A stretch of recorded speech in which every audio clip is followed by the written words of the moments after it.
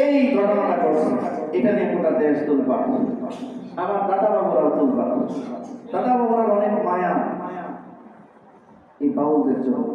বিশ্বাস করুন, কোন নাস্তিক ইসলামের এত ক্ষতি করতে পারে না। এই দেশে এই বাউলরা যা ক্ষতি করেছে, এই বাউলগুলো দেখবেন এরা কোনো দিন মসজিদে যায় না।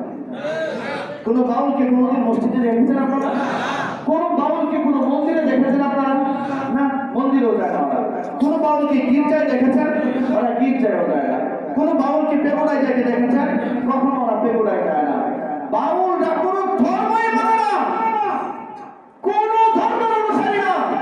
এই বাউলদের প্রধান কাজ হলো আল্লাহর দ্বীনকে বিকৃত করা, কোরআনের সংবিধানকে বিকৃত করা, আল্লাহর শানে বেয়াদবি করা, নবীর শানে বেয়াদবি করা, এটাই ওদের মূল কাজ। এটা কি বন্ধ করার প্রয়োজন আছে কি না? প্রয়োজন আছে কি না?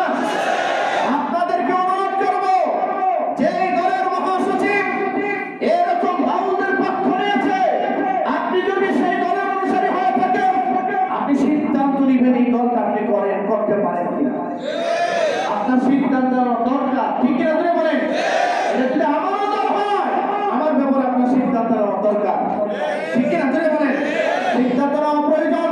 আর আমরা অনুরোধ করছি, এই বাউলদেরকে বাংলাদেশে আর বিন্দু পরিমাণ ছাড় দেওয়া যাবে না, ঠিক কিনা।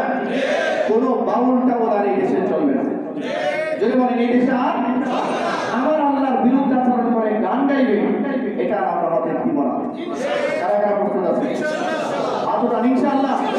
যদি কোনো বাউল গান বন্ধ করার প্রয়োজন হয়, রাস্তা নামতে হয়, নামবেন। যদি কোনো বাউলকে প্রতিরোধ করতে হয়, প্রতিহত করতে হয়, রাস্তায় নামবেন। এই বাউলদেরকে যারা শেল্টার দেয়, এদেরকে যদি প্রতিরোধ আর প্রতিহত করতে হয়, রাস্তায় নামবেন।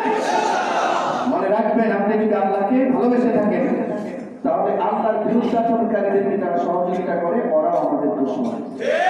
এরা আমাদের বন্ধু নয়, এরা আমাদের বন্ধু। আল্লাহ আমাদেরকে বোঝার তৌফিক দান করুন। আল্লাহ আমাদেরকে বোঝার তৌফিক দান করুন।